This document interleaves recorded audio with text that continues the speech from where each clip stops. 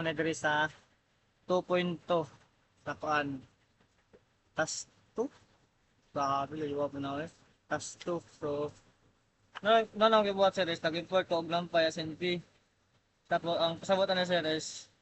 nag-import og lampay, gibot na lang alias nga NP. Tapos mo na ito nag-import na yung Inter 1D das Universe spline para magamit na ako tong gikuan diri ning kani sir. So mo na to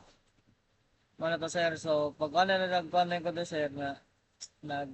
butan na ko ning mga diri sir. Tupal mo ko sir. Gusto mo ko nga ang user may magbuot og kung sa i-input sumoto nagbutan ko ni diri sir. Anong follow tapos mo dito mga ano siya sir ipang sort na lang sa diri dito sir. Mga required nga mga spline tapos pag abot time diri ang linear niya gipang na explore na niya diri ano siya spline niya tas dire na siya nag-compute na din niya mga interpolated niya nga mga values na y linear o mga y spline niya tapos mga to gusto sulod dito sa kuan kung y so sir tapos sa mga sulod dito kani na dire sir gusto sulod ani dire mo sa dire sir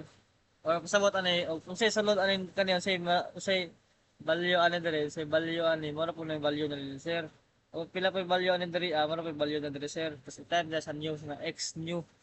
so magbuta x new ana so mo to gitong print and then niya tong linear tapos ang y spline so mo to yung gibutan nani ang along ko niya butang ay para dai pud butang na ho ang daghan kayo nga number sir nag-split ko og kuan para mabutang na ho nag-split ko so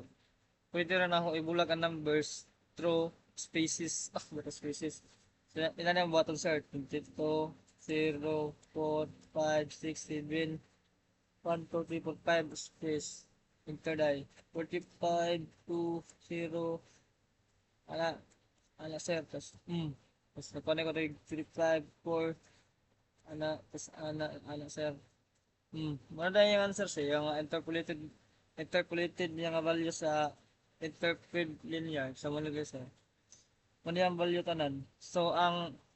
kalahian dahil nila sir duha sir ni ano sir ni interp 1D or concept is kay kwan siya sir ay ni interp 1D og ni universe yat spline kana diba dito kay ang interp 1D sir kay state line na yung condition nga siya sa data points wala siya nag-try ang mismo sa data kay kada interval lang daw lang linear lang daw so ang kuan na ning kalamang lang aning sa interp 1D sir kay simple ra siya paspas na exact to the point to point on the point mayor daw ni siya og kuan na daw kung between na daw ang known nga values ang iya lang apan lang gid siya yung cones kay dili siya smooth o dili siya realistic sa interp 1D katong diri ana kita paling kani tapos pag-abot diri sa ano siya diri sa univariate spline kay wala kay smooth ra nga curve wala siya smooth ni siya nga part usog ni siya tapos ang iyang lamang ani sa kang interpon sir at interpolates kay smooth tapos continuous na siya nindot pud sa kay natural na pud yung physical data og kuan tas pwede mo kontrol og sa kay smooth nya mga factors tapos ang iyang lang apan kilisod siya medyo complex siya para sa bag-o nga CPU tas usahay po overshot daw po daw siya daw sir yes thank you